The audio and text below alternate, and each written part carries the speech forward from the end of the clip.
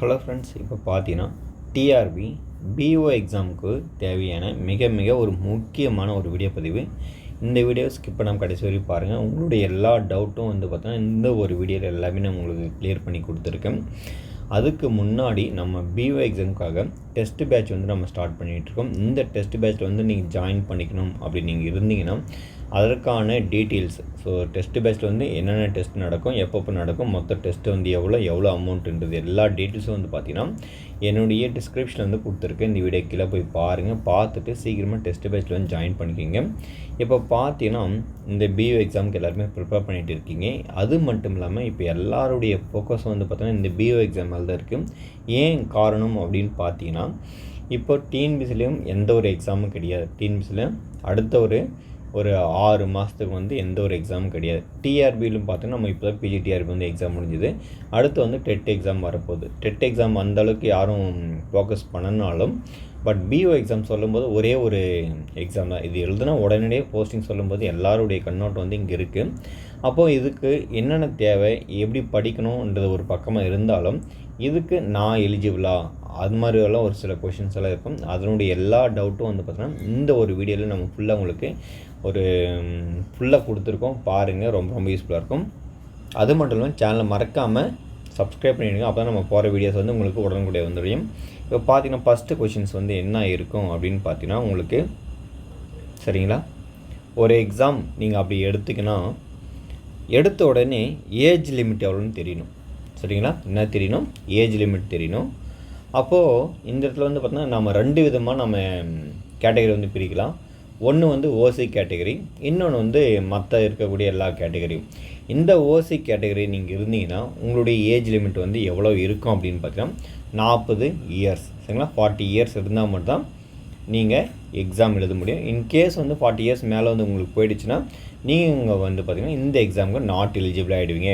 இதே மற்ற கேட்டகரியில் சரிங்களா, எம்பிசி, எஸ்டி, அப்புறம் பார்த்தீங்கன்னா எஸ்சி, அப்புறம் பிசி, இந்த மாதிரி கேட்டகரிலாம் இருந்தீங்கன்னா உங்களுக்கான ஏஜ் லிமிட் எவ்வளோன்னா 45 இயர்ஸ். அப்போ 45 இயர்ஸ் வரை நீங்கள் எழுதிக்கலாம் அப்படின்னு சொல்லலாம்.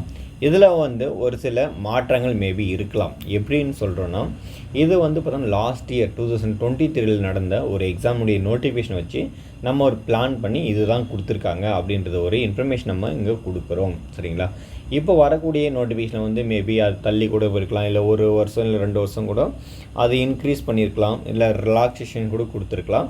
அது அந்த நோட்டிஃபிகேஷன் வரும்போது தான் நமக்கு தெரியும். பட் ஆனால் இது பார்த்திங்கன்னா முன்னாடி இருக்கக்கூடிய நோட்டிஃபிகேஷன் ஆஸ் பர் ரூல் படி நம்ம அங்கே என்ன கொடுத்துருந்தாலும் அதோட டீட்டெயில்ஸ் நமக்கு கொடுத்துருக்கோம். அப்போ ஏஜ் லிமிட் ரொம்ப முக்கியம்.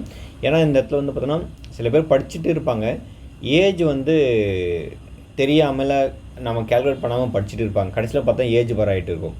அப்படி இருக்கும்போது பட்சத்தில் பார்த்தீங்கன்னா ஃபஸ்ட்டு உங்களுக்கான நீங்கள் குவாலிஃபைட் அந்த எக்ஸாமுக்கு அப்படின்னு பார்க்கணும். சரிங்களா, அப்போ ஃபஸ்ட்டு என்னென்னா ஏஜ் ஃபஸ்ட்டு சொல்கிறாங்க. அதுக்கடுத்து பாருங்கள், செகண்ட் என்ன இம்பார்ட்டன்ட் அப்படின்னா, இப்போ ஃபஸ்ட் நம்ம ஏஜ்னு பார்த்தோம். அப்போ ஏஜ் இருந்தால் மட்டும் போதுமா? அது மட்டும் இல்லாமல் என்ன படிச்சிருக்கணும், அது ரொம்ப முக்கியம். சரிங்களா, இந்த பிஇஓ பிளாக் எஜுகேஷன் ஆஃபீஸர் இந்த எக்ஸாம் பார்த்தீங்கன்னா என்ன படிச்சிருக்கோம் அப்படின்னு பார்த்தீங்கன்னா பிஎஸ்சி பிஎட் படிச்சிருந்தால் போதுமானது தான். சரிங்களா, என்னது ஒரு bachelor degree, at the same time ஒரு எஜுகேஷன் டிகிரி படிச்சிருக்கணும். இந்த பேச்சுலர் டிகிரி பார்த்தீங்கன்னா நீங்கள் எது படிச்சிருந்தாலும் நீங்கள் எக்ஸாமுக்கு எலிஜிபிளா அப்படின்னா கிடையாது. இதே நீங்கள் பிஇ படிச்சுட்டு நீங்கள் பிஎட் பண்ணியிருந்தால் நீங்கள் teacher qualified, that means TET paper எழுத முடியும். சரிங்களா, அந்த மாதிரி இந்த முறை ஸோ அதுக்கான ரூலெல்லாம் கொடுத்துருக்காங்க. மேபி இந்த பிஓ எக்ஸாமில் ஒரு சில மாற்றங்களோட மேபி வரலாம். சரிங்களா, சார் நான் பிஇ முடிச்சுட்டு பிஎட் பண்ணியிருக்கேன், நான் இந்த பிஓ எக்ஸாம் எழுதலாமான்ட்டு உங்களுடைய எல்லா டவுட் இருக்கும். அதுக்காக நான் என்ன சொல்கிறேன்னா, இந்த வரக்கூடிய நோட்டிஃபிகேஷன் பார்த்தா நமக்கு தெரியும். ஏன்னா ரூலில் நிறைய மாற்றிருக்காங்களா, நிறைய ஜியோ பாஸ் பண்ணியிருப்பாங்க. அந்த மாதிரி பார்க்கும்போது மேபி உங்களை ஆட் பண்ணலாம். அது ஒன்று இருக்குது. அதில் லாஸ்ட் இயர் நோட்டிஃபிகேஷன் என்னென்ன கொடுத்துருந்தாங்க பார்த்தீங்கன்னா, தமிழ், இங்கிலீஷ், மேக்ஸு, அதுக்கப்புறம் பார்த்தீங்கன்னா physics, chemistry, botany, zoology, biology, geography and history. இந்த பர்டிகுலராக இந்த குரூப்பில் நீங்கள் பிஎஸ்சி முடிச்சிருக்கணும். அப்படி முடிச்சிருந்தால் மட்டும்தான் இந்த பிஓ எக்ஸாமுக்கு எலிஜிபிள்ன்றது லாஸ்ட் இயர் நோட்டிஃபிகேஷன் கொடுத்துருந்தாங்க. அதுக்கப்புறம் பார்த்தோன்னா ஒரு சில இந்த குவாலிஃபிகேஷனில் சரிங்களா, இப்போது இதுக்கு ஈக்குவலன்ட் டிகிரியும் ஒரு சில டிகிரியாலும் இருக்கும். அந்த ஈக்குவலன்ட் டிகிரி உடைய நோட்டிஃபிகேஷனுடைய கொடுத்துருக்கக்கூடிய லிங்க்கும் நான் இன்னும் பார்த்தீங்கன்னா இந்த வீடியோக்கிலே கொடுக்குறேன். அந்த நீங்கள் இப்போ பார்த்தீங்கன்னா இப்போ பிஎஸ்சி பாட்னின்னு பார்த்தீங்கன்னா பிளான்ட் பற்றி எதை படிக்கிறோம் அதுவும் பார்த்தீங்கன்னா நீங்கள் பிஎஸ்சி பாட்னிக்கு ஈக்குவல் அப்படின்னு சொல்லக்கூடிய ஒரு சில ஈக்குவலன்ட் டிகிரிகளும் இருக்குது. அந்த மாதிரி ஈக்குவலன்ட் டிகிரி வந்து பார்த்தீங்கன்னா அப்பப்போ ஜிஓ பாஸ் பண்ணியிருப்பாங்க. அந்த ஜிஓடைய ப்ளஸ் என்ன நீங்கள் காலேஜில் இல்லை என்ன யூனிவர்சிட்டியில் வந்து இந்த கோர்ஸ் வந்து படிச்சிருந்தால் நீங்கள் வந்து இந்த பிஎஸ்சி பாட்னிக்கு எலிஜிபிள், இல்லை பிஎஸ்சி ஜுவாலஜிக்கு எலிஜிபிள், அதே மாதிரி பார்த்தீங்கன்னா பிஎஸ்சி மேத்தமெட்டிக்ஸுக்கு எலிஜிபிள், இந்த மாதிரி நிறைய வேரியேஷன் டைப் இருக்குது. அதை வந்து நீங்கள் ஃபுல்லாக பார்த்துட்டு நீங்கள் வந்து எலிஜிபிளான்னு சொல்லிட்டு செக் பண்ணிவிட்டு நீங்கள் படிக்க ஸ்டார்ட் பண்ணிடுறது ரொம்ப ரொம்ப முக்கியம். அப்போ செகண்ட் வந்து பார்க்கும்போது ஏஜ் ஃபஸ்ட்டு பார்த்தோம். ரெண்டாவது எஜுகேஷன் குவாலிஃபிகேஷனை பொறுத்தவரை ஒரு பிஎஸ்சி டிகிரி முடிச்சிருக்கணும், at the same time BEd முடிச்சிருக்கணும். ஸோ அந்த இடத்துல வந்து நான் டிடிஎட் முடிச்சிருக்கேன், எலிஜிபிளானா நோ, சரிங்களா? இங்கே பிஎட் மஸ்ட்டு, அதுக்காக சொல்லிக்கிறேன். அடுத்து வந்து பாருங்கள் தேர்டு வந்து என்ன கொஷின்ஸ் இருக்கும் அப்படின்னு பார்த்தீங்கன்னா, சரிங்க சார் இப்போ வந்து நான் பிஎட் முடிச்சிட்டேன், இதில் வந்து நிறையா எப்படி சொல்லுவாங்கன்னா அந்த வேரியேஷன் இருக்கும், சரிங்களா? அந்த ஆர்டரில் வந்து படிச்சிருக்கணும். இது வந்து என்ன ஆர்டர் கொடுக்குறாங்க அப்படின்னு பார்த்தீங்கன்னா 10+2+3+1 அப்படின்னு சொல்கிறாங்க. அதாவது பார்த்தீங்கன்னா இந்த இடத்துல 10th வரை படிச்சிருக்கணும், அப்புறம் பார்த்தோன்னா +2 படிச்சிருக்கணும், அப்புறம் பார்த்தோன்னா ஒரு 3 வருஷம் ஒரு டிகிரி, அதுக்கப்புறம் பார்த்தோன்னா 1 இயர் பிஎட் டிகிரி வந்து படிச்சிருக்கலாம். ஏன்னா முன்னாடியெல்லாம் பார்த்தோன்னா 1 இயர் வந்து பிஎட் டிகிரி இருந்தது. இப்போ என்ன பண்ணிட்டாங்க, அதே மாதிரி 2 இயர் பிஎட் டிகிரி வச்சிட்டாங்க. அதுபோல் 10+2+3+2, சரிங்களா? அதாவது 10th வரை படிச்சிருக்கணும், +2 படிச்சிருக்கணும், அப்புறம் 3 வருஷம் ஒரு பிஎஸ்சி டிகிரி, அதுக்கப்புறம் பார்த்திங்கன்னா ஒரு பிஎட் டிகிரி 2 இயர்ஸ் வந்து பிஎட் டிகிரி படிச்சிருப்பாங்க. அப்போ இந்த 2 முறையில் வந்து இருக்குது. தேர்டு வந்து ஆப்ஷன் வந்து என்ன கொடுத்துருக்காங்க பாருங்கள், 10+2 or 3 அப்படி சொல்கிறாங்க, சரிங்களா? இப்போ 10th முடித்தோன்னே என்ன பண்ணியிருப்பாங்க, சில பேர் டிப்ளமோ மூவ் பண்ணியிருப்பாங்க, சரிங்களா? டிப்ளமோ டிகிரி சொல்லுவாங்க, அது நம்ம தெரியும். நம்ம 10th முடிச்சோன்னு என்ன பண்ணுவோம், இப்போ படிப்போம் 3 வருஷமாக. அப்போது அந்த மாதிரி படிச்சிருந்தா மேபி, அதாவது 10th +2க்கு பதிலாக டிப்ளமோ படிச்சிருந்து அதுக்கப்புறமா ஒரு யூஜி டிகிரி, அதுக்கப்புறம் ஒரு பிஎட் முடிச்சிருந்தாங்கன்னா அவங்களும் எலிஜிபிள் அப்படின்னு சொல்லிக்கிறாங்க. அதுக்கப்புறமா திரும்பவும் பாருங்கள், 10th படிச்சிருக்காங்க, +2 இல்லைனா 3 வருஷம் டிப்ளமோ கோர்ஸ் படிச்சுட்டு அதுக்கப்புறமா ஒரு பிஎஸ் டிகிரி முடிச்சுட்டு அதுக்கப்புறமா ஒரு 2 இயர் இருக்கக்கூடிய பிஎட் கோர்ஸ் படிச்சிருந்தா இவங்களும் எலிஜிபிள் தான். அப்போது அந்த ஆர்டர், ஸ்டடியோடைய ஆர்டர் வந்து இந்த மாதிரி தான் இருக்கணும், அது ரொம்ப ரொம்ப முக்கியம். இப்போ இதில் வந்து பார்த்தீங்கன்னா பிஎஸ்டிஎம்மும் இருக்குது, பிஎஸ்டிஎம் ரிசர்வேஷன் கோட்டாவும் இருக்கிறதுனால நீங்கள் எல்லாமே பார்த்தீங்கன்னா தமிழ் வழியில் படிச்சிருந்தேன்னா உங்களுக்கு 20% இடஒதுக்கீடு முன்னுரிமை வந்து தனியாக தருவாங்க. அது ரொம்ப ரொம்ப முக்கியம், அது கொஞ்சம் நல்லா கவனிச்சுங்க. இந்த மாதிரி 20% இடஒதுக்கீடு வரும்போது நீங்கள் A to Z, சரிங்களா, இந்த ஆர்டரில் படிச்சிருந்து எல்லாமே நீங்கள் தமிழ் மீடியத்தில் இருந்தால் உங்களுக்கு கண்டிப்பாக 20% சிறப்பு இடஒதுக்கீடு அப்படின்னு சொல்லிட்டு ஒரு ரூல் இருக்குது. அதை வச்சு உங்களுக்கு என்ன பண்ணுவாங்க, தனியாக உங்களுக்கு வந்து பார்த்தீங்கன்னா ரிசர்வேஷன் ஃபாலோ பண்ணுவாங்க. அதுக்கடுத்து பாருங்கள் என்ன கொடுத்துருக்காங்க, நம்ம என்ன கொடுத்துருக்கோம், என்ன டவுட்டாக இருக்கும். அடுத்துடைய கொஷின்ஸ் என்னென்னா, இப்போ எக்ஸாம் ஃபீஸ், சரிங்களா, அடுத்து வந்தோடனே சரிங்க சார் நம்ம எக்ஸாமெல்லாம் நம்ம எலிஜிபிள் தான், ஆனால் எக்ஸாம் ஃபீஸ் வரும்போது இந்த டிஆர்பி போர்டு எடுத்தோடனே டிஎன்பிஎஸ்சினா ஒரு 100 ரூபா தான் எக்ஸாம் அப்ளிகேஷன் ஃபீஸு. ஆனால் இந்த டிஆர்பியெல்லாம் வரும்போது இல்லை வேறு நீங்கள் ரயில்வே எக்ஸாம் எழுதும்போது பார்த்தீங்கன்னா ஃபீஸை வந்து ஹெவியாக இருக்கும், சரிங்களா? இவங்களும் அதே மாதிரி தான் வச்சுருக்காங்க. ஜென்ரலாக எக்ஸாம் ஃபீஸ் வந்து எவ்வளோனா 600 rupees, சரிங்களா? இது வந்து லாஸ்ட் இயர்து, இந்த முறை மேபி இன்க்ரீஸ் ஆகலாம், சரிங்களா? அது நம்ம எதுவும் சொல்ல முடியாது. ஏன்னா டிஆர்பி போர்டை பொறுத்தவரை பார்த்தீங்கன்னா இந்த காசு கலெக்ட் பண்ணுறதே பார்த்தீங்கன்னா கோடிக்கணக்கில் வருது. நீங்கள் பார்த்துருப்பீங்க, இல்லை நீங்கள் கேள்விப்பட்டிருக்கலாம், இல்லை கொஞ்சம் கவனித்து பார்த்தா தெரியும். இந்த எக்ஸாம் வந்து கண்டக்ட் பண்ணுறதுக்கு அப்ளை பண்ணக்கூடிய கேண்டிடேட்ஸ் எடுத்து நீங்கள் வரக்கூடிய அமௌண்ட்டை வந்து மல்டிப்ளை பண்ணி பாருங்கள். ஸோ கோடிக்கணக்கில் காசு வரும், சரிங்களா? இந்த காசெல்லாம் என்ன பண்ணுறாங்கன்னு தெரியாது, அதுவும் பார்த்துங்க. அப்போ ஜென்ரலாக எக்ஸாம் ஃபீஸ் வந்து எவ்வளோ அப்படின்னு பார்த்தீங்கன்னா 600 ரூபாய், சரிங்களா? இது வந்து மற்ற கேட்டகரி இருக்கிறவங்க எல்லாருக்கும். இல்லை ஸ்பெசிஃபிக்காக எஸ்சி, எஸ்சிஏ, எஸ்டி இவங்களுக்கு இருந்தாங்கன்னா அவங்களுக்கு வந்து பார்த்தோன்னா 300 rupees வந்து எக்ஸாம் ஃபீஸாக வச்சுருக்காங்க, சரிங்களா? இது வந்து பேசிக்கான ஒரு இது தான். ஏன்னா இந்த எக்ஸாம் ஃபீஸ் கட்ட முடியாமல் கூட படிக்கிறவங்க இருக்காங்க, அதுக்காக நான் சொல்கிறேன், சரிங்களா? அதுக்கடுத்து பாருங்கள், இந்த பிஓ எக்ஸாம் வந்து பார்த்தோன்னா ஆல்ரெடி நான் சொல்லிட்டேன், ஒரே ஒரு லெவல் எக்ஸாம் தான். இந்த எக்ஸாம் கிளியர் பண்ணால் உடனடியாக வேலை அப்படின்றது ஒரு உத்தரவாதம் இருக்குது. எப்படி நம்ம குரூப் 4 எக்ஸாம் எடுத்த உடனே பாஸ் பண்ணால் எப்படி ஒரே ஒரு ஜாபில் வந்து ஒரே ஒரு எக்ஸாம் வந்து வேலை போகிறாங்களோ அதே மாதிரி தான் இந்த பிஓ எக்ஸாமும் நீங்கள் ஒரே ஒரு எக்ஸாம் கிளியர் பண்ணால் உடனடியாக வேலை அப்படின்னு சொல்லிக்கலாம். அப்போ பார்த்தோன்னா ஸ்கீம் ஆஃப் எக்ஸாமினேஷன். ஸோ இந்த ஸ்கீம் ஆஃப் எக்ஸாமினேஷன் அப்படின்னா எக்ஸாம் வந்து எந்த மாதிரி இருக்கும் அப்படின்னு பார்த்துக்கணும், சரிங்களா? இதில் வந்து பார்த்தோன்னா மொத்தம் 2 லெவல் இருக்குது. ஃபஸ்ட்டு 1 லெவலில் வந்து பார்த்தோன்னா பார்ட் ஏ, ரெண்டாவது வந்து பார்த்தோன்னா பார்ட் பின்னு இருக்கும். இந்த பார்ட் ஏ அது வந்து பார்த்தோன்னா கம்பல்சரி தமிழ் எலிஜிபிலிட்டி டெஸ்ட்னு சொல்லுவாங்க, தமிழ் லாங்குவேஜ் எலிஜிபிலிட்டி டெஸ்ட்டு. இந்த எலிஜிபிலிட்டி டெஸ்ட் வந்து பார்த்திங்கன்னா உங்களுக்கு எம்சிக்யூ கொஷின் பேட்டர்ன் தான் இருக்கும். இந்த எம்சிக்யூ கொஷின் பேட்டர்னில் வந்து பார்த்தோன்னா இதெல்லாம் எத்தனை ஸ்டாண்டர்ட் வரை பேசிக் லெவல் இருக்குன்னா 10th ஸ்டாண்டர்ட் லெவல் தான் உங்களுக்கு இருக்கும். நீங்கள் டிஎன்பிஎஸ்சியில் கம்பேர் பண்ணும்போது வந்து பார்த்தோன்னா அங்கே இருக்கக்கூடிய தமிழ் கொஷின்ஸுக்கும் இங்கே இருக்கக்கூடிய தமிழ் கொஷின்ஸுக்கும் நிறைய வேறுபாடு இருக்கும். அதனால் புரிஞ்சுக்குங்க. எனக்கு தெரிஞ்ச ரீசெண்டாக ஒரு 3 days பிஃபோராக ஒரு மேம் வந்து கால் பண்ணியிருந்தாங்க ஒசூர்லேருந்து. அவங்களுடைய இங்கிலீஷ் மேஜர், சரிங்களா, அவங்களுடைய சப்ஜெக்ட் மேஜர்னது இங்கிலீஷு. பட் மேஜரில் வந்து 108 கேள்வி போட்டிருக்காங்க. எவ்வளோ? 108 கேள்வி போட்டிருக்காங்க. ஆனால் தமிழ் எலிஜிபிலிட்டி பேப்பர் வந்து கிளியர் ஆகலை. காரணம் தமிழை வந்து கேர்லெஸ்ஸாக எடுத்துக்கிறாங்க. அதனால் என்னென்ன சொல்ல வரேன்னா தமிழுக்கு இம்பார்ட்டன்ட் கொடுக்கணும். அட் த சேம் டைம் நீங்கள் ஜென்ரலில் வந்து, சரிங்களா, ஸ்கோரிங் ஏரியாவில் வந்து அவுட் ஆஃப் நீங்கள் 100+ எடுத்திருந்தாலும் இங்கே தமிழில் உங்களுக்கு வந்து பார்த்தோன்னா அந்த மினிமம் 40% மார்க் வந்து உங்களால் எடுக்க முடியலன்னா யூ ஆர் அன்குவாலிஃபைடு, சரிங்களா. ஸோ நீங்கள் இந்த தேர்வில் நிராகரிக்கப்படுவீர்கள், அதை வெளியேற்றப்படுவீர்கள் அப்படின்னு சொல்லிக்கிறேன். அதுக்கப்புறம் பார்த்தீங்கன்னா இதில் 30 கொஷின்ஸ் இருக்கும். எவ்வளோ கொஷின்ஸ் இருக்கும்? 30 கொஷின்ஸ் இருக்கும். மொத்தம் நம்ம எவ்வளோ எடுக்கணும் அப்படின்னு பார்த்தோன்னா 40% மார்க்ஸ் வந்து நம்ம எடுத்தால் போதுமானது தான், சரிங்களா. இது எடுத்தால் நம்ம எலிஜிபிள்.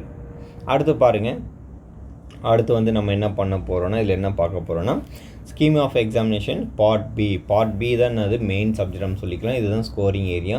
இதில் வந்து நீங்கள் எவ்வளோ ஸ்கோர் பண்ணுறீங்களோ அதுதான் உங்களுடைய கட் ஆஃபை வந்து நிர்ணயிக்கும்.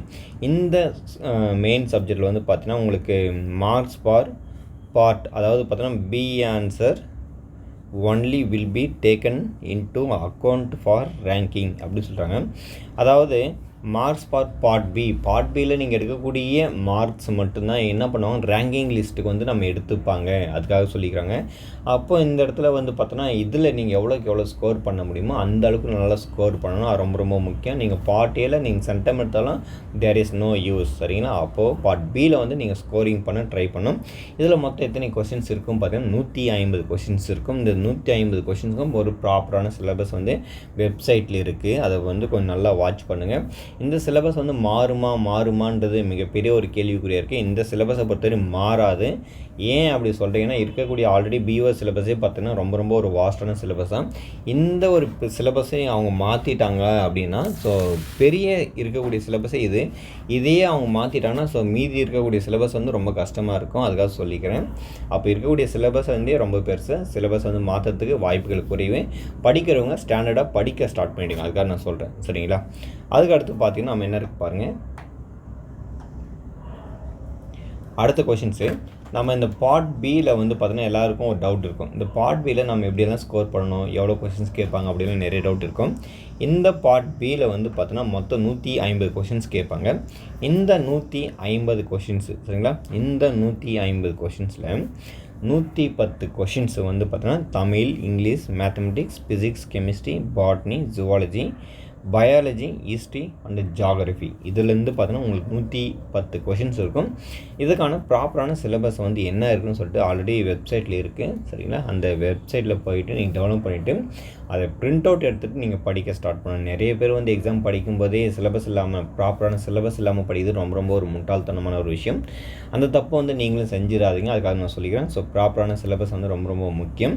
அதுக்கப்புறம் பார்த்தீங்கன்னா 10 மார்க்ஸ் வந்து பார்த்தீங்கன்னா ஜென்ரல் நாலேஜ், ஸோ பொதுவான இருக்கக்கூடிய ஒரு சில விஷயங்கள் வந்து கேட்பாங்க. அதில் வந்து பார்த்தோன்னா 10 கொஷின்ஸ் வந்துடும். இந்த 10 கொஷின்ஸும் வந்து என்ன வரும் அப்படின்னு பார்த்தீங்கன்னா கரண்ட் அஃபேர்ஸும் சேர்ந்து வரும். அதுதான் ரொம்ப ரொம்ப முக்கியம். அப்போ கரண்ட் அஃபேர்ஸ் வந்து ரொம்ப இன்வால்வ் ஆகுமான்னா பார்த்தீங்கன்னா கண்டிப்பாக இன்வால்வ் ஆகாது. 1, 2, 3 கொஷின்ஸாக கரண்ட் அஃபேர்ஸ் வரும். அப்போ கரண்ட் அஃபேர்ஸ்க்கு வந்து நீங்கள் இதை படிக்கும்போது விருதுகள், அப்புறம் பார்த்தோன்னா ரீசெண்டாக நடந்த ஒரு சில இன்ஃபர்மேஷன் மட்டும் படித்த போது ரொம்ப நம்ம டிஎன்பிஎஸ்சி படிக்கிற மாதிரி ரொம்ப டெப்த்தாக படிக்க வேண்டிய அவசியம் இல்லை. அதுக்காக சொல்லிக்கிறேன். அதுக்கப்புறம் பார்த்தோன்னா 30 மார்க்ஸ். இது வந்து பார்த்தோன்னா எஜுகேஷன் மெத்தடாலஜி, சரிங்களா, மெத்தடாலஜி. இப்போ சைக்காலஜி அப்படின்னு நம்ம எடுத்துக்கலாம். இந்த சைக்காலஜின்னு பார்த்தோன்னா நம்ம ஸ்பெசிஃபிக்காக ஒரு யூனிட் வந்து பார்த்திங்கன்னா ஸ்கீம்ஸ் நிறைய இருக்கும். அந்த ஸ்கீம்ஸில் ஒரு கொஷின்ஸ் இல்லை 2 கொஷின்ஸு, மேக்ஸிமம் 3 கொஷின்ஸ் வந்து கேட்கறதுக்கு நிறைய சான்சஸ் இருக்குது. அதனால் இந்த நீங்கள் சைக்காலஜி பார்ட் வந்து நல்லா யார் கம்ப்ளீட் பண்ணுறாங்களோ அவங்க தான் அவங்களுடைய ஸ்கோரிங் வந்து இன்க்ரீஸ் பண்ண முடியும். நிறைய பேர் வந்து மற்ற சப்ஜெக்டில் நல்லா ஃபோக்கஸ் பண்ணுறாங்க, மற்ற ஏரியாவில் நல்லா ஃபோக்கஸ் பண்ணுறாங்க.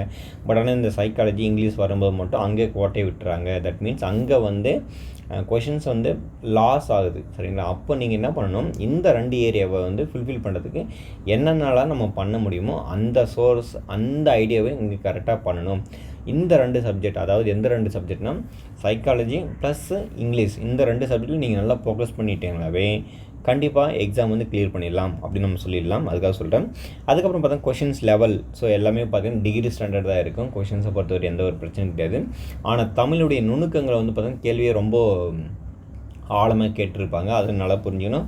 அட் த சேம் டைம் இங்கிலீஷை பொறுத்தவரை சொல்லவே தேவையில்ல, டஃப்னஸ் வந்து என்னன்றது அவங்க காமிச்சிருப்பாங்க, அந்தளவுக்கு ரொம்ப ஸ்ட்ராங்காக தான் இருக்கும் இங்கிலீஷோடைய கொஷின் பேப்பரு. ஆனால் 10th கொஷின் பேப்பர் பார்த்தீங்கன்னா ஸோ மேக்ஸ் வந்து பார்த்தீங்கன்னா ரொம்ப ரொம்ப ஈஸியாக இருக்கும். ஒரு மேக்ஸில் வந்து அதிகபட்சமாக நீங்கள் 18 out of 18 கூட தாராளமாக எடுக்க முடியும். ஏன்னா லாஸ்ட் இயரில் வந்து பார்த்தீங்கன்னா 20 கொஷின்ஸ் வந்து கேட்டிருந்தாங்கன்னு நினைக்கிறேன். அதனால் டெஃபினட்டாக உங்களால் வந்து பார்த்தீங்கன்னா 20க்கு 20 வந்து டெஃபினட்டாக வாங்க முடியும். அதனால் மேக்ஸை பற்றி கவலைப்படாமல் மற்ற இருக்கக்கூடிய ஏரியா, சரிங்களா, சைக்காலஜி, இந்த இங்கிலீஷு, அப்புறம் ஜென்ரல் ஸ்டடீஸில் இருக்கக்கூடிய ஏரியாவில் நீங்கள் நல்லா கவர் பண்ணலே கண்டிப்பாக இந்த எக்ஸாம் வந்து நம்ம நல்லா பண்ண முடியும் மார்க்கை. அடுத்த கொஷின்ஸ் பாருங்கள் என்ன இருக்குது. அடுத்த கொஷின்ஸு இதில் வந்து என்ன கொடுத்துருக்காங்க அப்படின்னு பார்த்தா, மொத்தம் இந்த ஒரு டவுட் இருக்கும், சரிங்களா, எல்லாருக்குமே. சார் இது என்ன சார் மினிமம் குவாலிஃபைங் மார்க் அப்படின்னு. இப்போது நீங்கள் ஸ்டேட் லெவலில் இப்போ பிசி கேட்டகரியில் ஒரே ஒருத்தர் தான் எழுதியிருக்காங்க. நான் இன்றைக்கி ஸ்டேட் லெவலில் ஒரே ஒரு பிசி கேண்டிடேட் தான் எழுதியிருக்காங்கன்னு வச்சுக்கலாம். சும்மா ஒரு ஃபார் எக்ஸாம்பிளாக சொல்கிறேன். இல்லைன்னா எஸ்சிஏ இல்லை எஸ்டி ஷெட்யூல்டு ட்ரைப்ஸ்லேருந்து ஒரே ஒரு ஸ்டூடெண்ட் தான் எழுதியிருக்காங்க. எங்கள் ஸ்டேட் லெவலில் பார்த்தா ஒரே ஒருத்தர் எழுதியிருக்காரு. அவருடைய மார்க் வந்து பார்த்திங்கன்னா ஃபார் எக்ஸாம்பிள், சரிங்களா, இங்கே 40% கொடுத்துருக்கு. 39% வந்து எடுத்திருக்காரு. எவ்வளோ? 39% மார்க் வந்து எடுத்திருக்காரு. அப்போ ஆக மட்டும் 58 கொஷின்ஸு, சரிங்களா, அந்த மாதிரி நம்ம ஞாபகம் வச்சுக்கலாம். அப்போ 58 கொஷின்ஸ் வந்து எடுத்திருக்காரு, கிளியர் பண்ணியிருக்காரு. நான் எழுதியிருக்கிறது ஒரே ஒருத்தன் தான். இந்த ஸ்டேட் லெவலில் பார்த்தோன்னா நான் அந்த ஒரே ஒருத்தன் எழுதியிருக்கேன். எனக்கு ஜாப் கொடுங்க அப்படின்னு சொல்லிட்டு வந்து நான் வந்து போட்டி நம்ம வந்து கேஸ் போட முடியாது. ஏன்னா இந்த இடத்துல மினிமம் ஒரு தகுதி வேணும். இந்த எக்ஸாமுக்கு நீங்கள் போஸ்டிங் வாங்கணும்னா ஸோ மினிமம் ஒரு குவாலிஃபைடு மார்க் வச்சுருக்காங்க, அதுதான் இந்த மார்க்ஸு. ஸோ அதர்ஸ்னால் யாருன்னா மற்ற கேட்டகரி எம்பிசி, பிசி இதில் இருக்கிறாங்கள அவங்களுக்கெல்லாம் பார்த்திங்கன்னா எவ்வளோ மார்க்ஸ் வந்து குவாலிஃபைடு வச்சுருக்காங்கன்னா 50% மார்க். 50% மார்க்னால் எவ்வளோ கொஷின்ஸ் நீங்கள் கம்பல்சரி நீங்கள் எடுத்துருக்கணும் அப்படின்னா 75 கொஷின்ஸ் எடுத்துருக்கணும், சரிங்களா. 75 கொஷின் கண்டிப்பாக நீங்கள் அட்டன் பண்ணியிருக்கணும். 75 கொஷின்ஸ்க்கு மேலே இருந்தால் தான் உங்களுக்கு போஸ்டிங்கே கிடைக்கும் அப்படின்னு நம்ம ஞாபகம் வச்சுக்கலாம், சரிங்களா. ஸ்டேட் லெவலில் ஃபஸ்ட்டு மார்க்கே 74 அப்படின்னாலும் அவங்களுக்கு கண்டிப்பாக இருக்காது, வேலை கிடைக்காது. ஏன்னா மினிமம் குவாலிஃபைடு மார்க்கே எவ்வளோ? 75, சரிங்களா. 75 கொஷின்ஸ்க்கு மேலே எடுத்திருந்தால் மட்டும் தான் வேலை கிடைக்கும், அது நல்லா ஞாபகம் வச்சுங்க.